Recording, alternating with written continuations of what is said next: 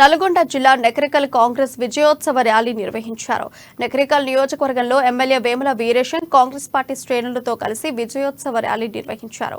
ఈ కార్యక్రమానికి ముఖ్య అతిథిగా రాష్ట్ర మంత్రి పొంగులేటి శ్రీనివాసరెడ్డి హాజరయ్యారు. ముఖ్యమంత్రి ప్రమాణ స్వీకారం చేసిన రోజునే 6 గ్యారంటీల పథకానికి చట్టభద్రత కల్పించేందుకు పటిష్టమైన ఆలోచన చేశామని తెలిపారు. ఇక టీఆర్ఎస్ ప్రభుత్వంలో జరిగిన అవినీతిని ప్రతి ఒక్కటి వెలికి తీస్తామని పొంగులేటి హెచ్చరించారు. ఇందిరమ్మ రాజ్యం ఏర్పడింది. ఈ రాజ్యంలో మేమంతా సేవకులుగా పనిచేస్తామని, ఇచ్చిన ప్రతి మాటను నిలబెట్టుకుంటామని హామీ ఇచ్చారు.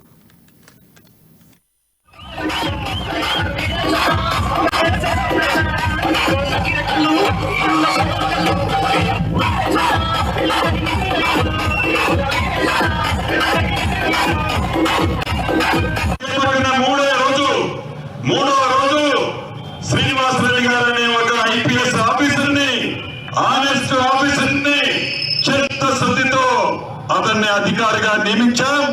రాబోయే 15-20 రోజుల్లోనే ఈ డ్రగ్ మాఫియాని తెలంగాణ రాష్ట్రం నుంచి పారదోలే కార్యక్రమాన్ని కాంగ్రెస్ ప్రభుత్వం చేపట్టింది.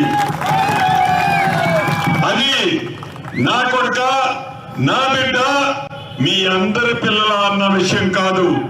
తెలంగాణ రాష్ట్రంలోనే ప్రతి బిడ్డ, ప్రతి కొడుకు ఈనాడు గత ప్రభుత్వ నిర్వాహకం వల్ల డ్రగ్స్ కు అలవాటై వీళ్ళందరూ మన చేతికి అందకుండా మనకి దూరంగా వెళ్ళిపోయారు.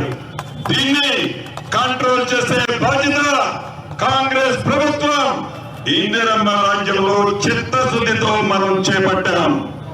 అంతేకాదు, అనేక కార్యక్రమాలని ప్రతి పేదవాడి గుమ్మానికి చేర్చే బాధ్యత అతి కొద్ది రోజుల్లో కాంగ్రెస్ ప్రభుత్వం చేపట్టబోతుంది. ఈనాడు వీరేశంకి చాలా పెద్ద బాధ్యత ఉంది.